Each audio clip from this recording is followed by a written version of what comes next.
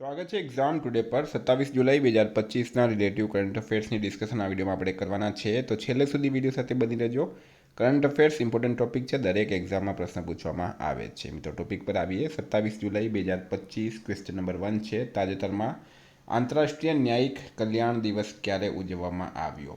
તો દર વર્ષે 25 જુલાઈના રોજ આંતરરાષ્ટ્રીય ન્યાયિક કલ્યાણ દિવસ ઉજવવામાં આવે છે.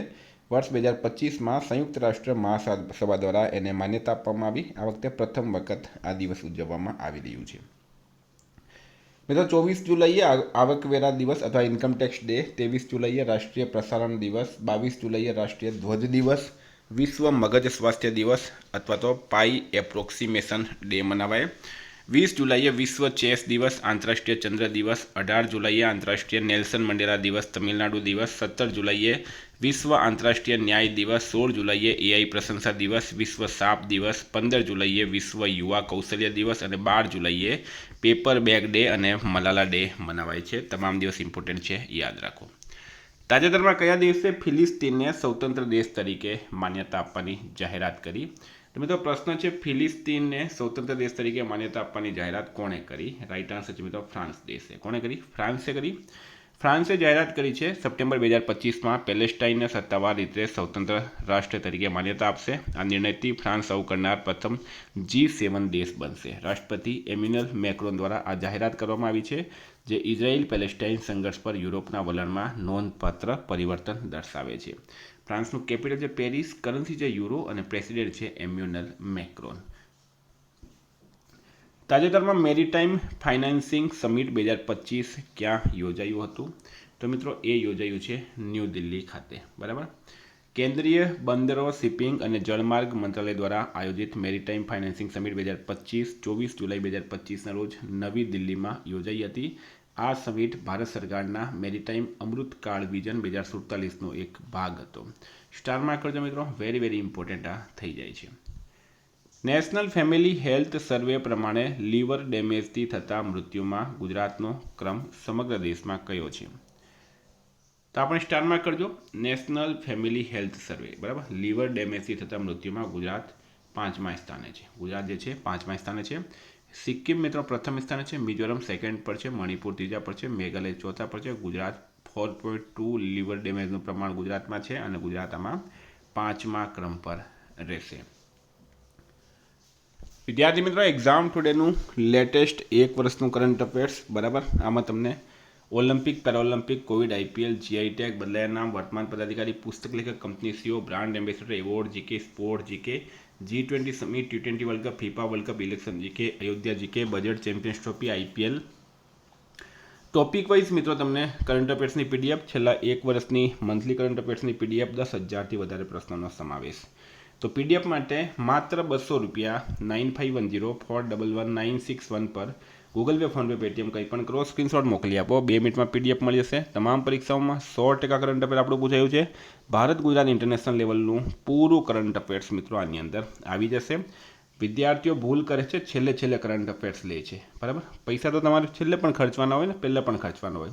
હું તમને અપીલ કરું છું, અત્યારથી મિત્રો પ્રિપરેશન કરવાનું ચાલુ કરી દો, કારણ કે એક વર્ષનું કરંટ અફેર દરેક પરીક્ષામાં પૂછાય છે. કોઈ સ્ટુડન્ટે સબૂત જોઈતા હોય અથવા ડેમો કોપી જોઈતી હોય તો આ નંબર પર તમે મને મેસેજ કરો, હું તમને મોકલીશ.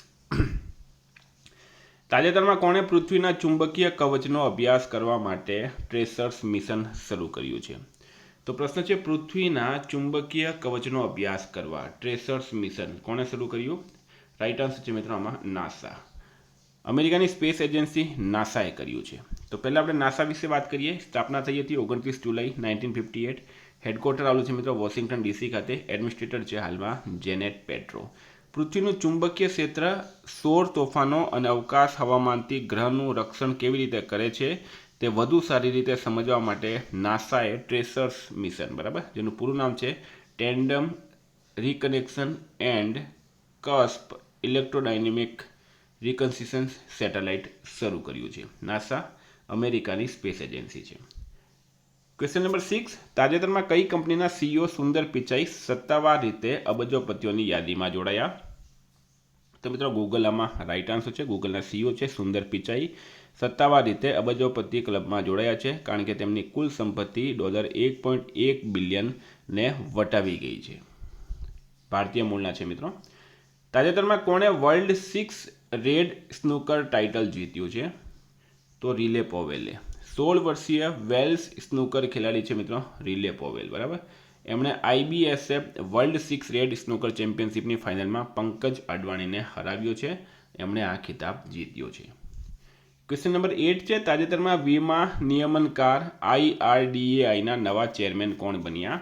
તો મિત્રો એ બન્યા છે અજય શેઠ. સરકારે ભૂતપૂર્વ નાણાં અને આર્થિક બાબતોના સચિવ અજય શેઠને insurance regulatory and development authority of ઇન્ડિયાની અધ્યક્ષ તરીકે નિમણૂક કર્યા છે. કર્ણાટક કેડરના 1987 બેચના IAS અધિકારી છે અજય શેઠ.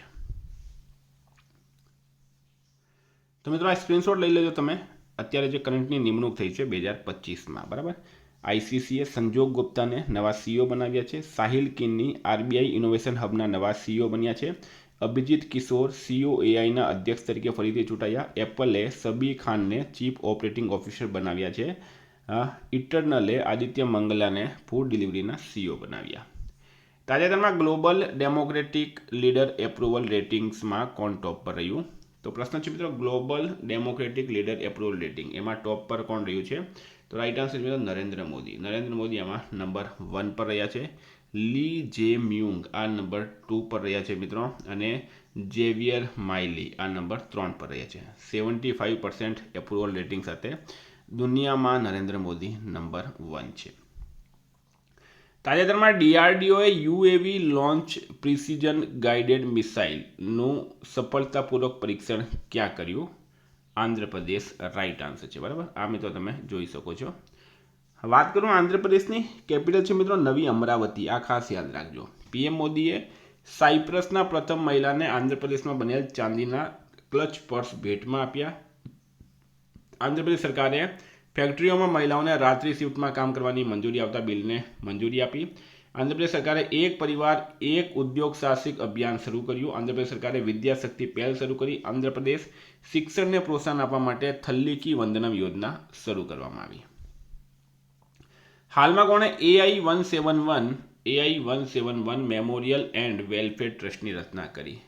તો એક વિમાન દુર્ઘટનાગ્રસ્ત થયું હતું, બરાબર.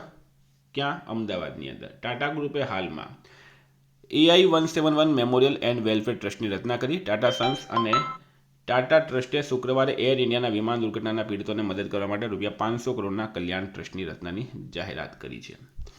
હાલમાં ભારતના કયા દેશ વચ્ચે રાજનયિક સંબંધોને 60 વર્ષ પૂરા થયા છે? બરાબર. તો મિત્રો એ થયા છે ભારત અને માલદીવ. ભારત અને માલદીવ વચ્ચેના રાજદ્વારી સંબંધોના 60 વર્ષ નિમિત્તે એક સ્મારક ટપાલ ટિકિટ બહાર પાડવામાં આવી છે. આ ટિકિટમાં કેરળના ઉરુ અને માલદીવના વધુ ધોનીનું ચિત્રણ કરવામાં આવ્યું છે, જે સદીઓ જૂના દરિયાઈ અને સાંસ્કૃતિક સંબંધોનું પ્રતીક છે. તાજેતરમાં મહિલા પ્રીમિયર લીગ ફ્રેન્ચાઇઝી UP વોરિયર્સના મુખ્ય કોચ તરીકે કોની નિમણૂક કરવામાં આવી? તો અભિષેક નાયર આમાં રાઈટ આન્સર થશે મિત્રો. ભારતીય ક્રિકેટ ટીમના પૂર્વ ખેલાડી છે અભિષેક નાયર. તાજેતરમાં અષાઢી તિરુવથિરે ઉત્સવ ક્યાં ઉજવવામાં આવી રહ્યો છે? તો પ્રશ્ન છે અષાઢી તિરુવથિરે ઉત્સવ ક્યાં ઉજવવામાં આવી રહ્યું છે? રાઈટ આન્સર છે મિત્રો તમિલનાડુ ખાતે, બરાબર. ભારતીય સંસ્કૃતિ મંત્રાલય ભારતના મહાન સમ્રાટોમાંના એક રાજેન્દ્ર ચોલ વનની જન્મ જયંતિને અષાઢી તિરુવરિરાય ઉત્સવ તરીકે ઉજવી રહ્યું છે. આ ઉત્સવ તમિલનાડુના પ્રતિષ્ઠિત ગંગાઈકોંડા ચોલાપુરમ ખાતે યોજાઈ રહ્યું છે. મિત્રો તમિલનાડુનું કેપિટલ છે ચેન્નઈ. CM છે હાલમાં MK સ્ટાલિન. રાજ્યપાલ છે RN રવિ. તમિલનાડુ વિશે આ તમે સ્ક્રીનશોટ ખાસ લઈ લેજો. તાજેતરમાં જર્મનીમાં યોજાયેલી વર્લ્ડ યુનિવર્સિટી ગેમ્સમાં ભારતની વૈષ્ણવી અડકરે કયો મેડલ જીત્યો?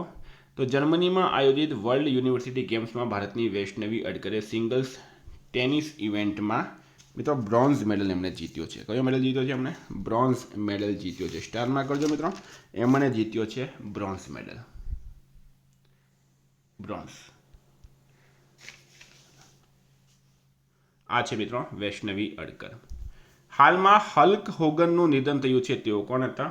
તો અભિનેત WWE રેસલર, તમે બધા એમને જોયા હશે રેસલિંગ કરતા, બરાબર. WWEના રેસલર હતા હલ્ક હોગન. હાલમાં એમનું 71 વર્ષની ઉંમરમાં હાર્ટ એટેકના કારણે નિધન થયું છે. ક્વેશ્ચન નંબર 17, તાજેતરમાં કોણે PEN અનુવાદ પુરસ્કાર જીત્યો છે? તો મિત્રો ગીતાંજલિ શ્રી. આંતરરાષ્ટ્રીય બુકર પુરસ્કાર વિજેતા હિન્દી લેખિકા ગીતાંજલિ શ્રીનું પુસ્તક વન્સ એલિફન્ટ્સ લિવ્ડ હિયર, જેનું હિન્દીમાં ડેઝી રોકવેલ દ્વારા ભાષાંતર કરવામાં આવ્યું છે, તેને PN ટ્રાન્સલેટ પુરસ્કાર જીતવા માટેના 14 પુસ્તકોમાંનું એક જાહેર કરવામાં આવ્યું છે.